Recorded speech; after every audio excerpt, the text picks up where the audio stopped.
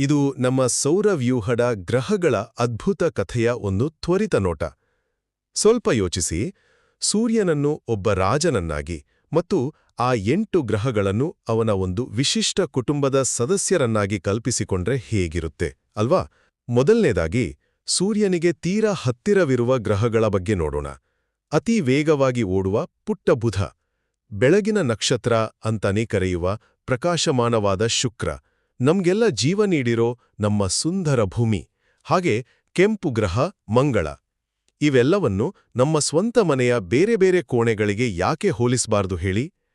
ಸೂರ್ಯನಿಗೆ ಇಷ್ಟು ಹತ್ತಿರವಿದ್ರೂ ಇವುಗಳ ಗುಣಗಳು ಇಷ್ಟೊಂದು ಭಿನ್ನವಾಗಿರೋದು ನಿಜಕ್ಕೂ ಆಶ್ಚರ್ಯ ತರುತ್ತೆ ಅಲ್ವಾ? ಎರಡನೆಯದಾಗಿ ಬೃಹತ್ ಗ್ರಹಗಳ ವೈಭವದ ಕಡೆ ಬರೋಣ. ನಮ್ಮ ಗುರು ಗ್ರಹ ಎಲ್ಲದಕ್ಕಿಂತ ಅತೀ ದೊಡ್ಡದಾಗಿದ್ರೆ, ಶನಿಯು ತನ್ನ ಆ ಸುಂದರವಾದ ಉಂಗುರಗಳನ್ನು ತೋರಿಸ್ತಾ ಎಷ್ಟು ಹೆಮ್ಮೆಯಿಂದ ನಿಂತಿದೆ ನೋಡಿ. ಗುರುನಿನ ಆಕಾರ ಮತ್ತು ಶನಿಯ ಉಂಗುರಗಳು ಈ ಆಕಾಶ ಕುಟುಂಬದ ಕಿರೀಟವಿದ್ದಂತೆ ಅನಿಸುತ್ತೆ ಅಲ್ವೇ?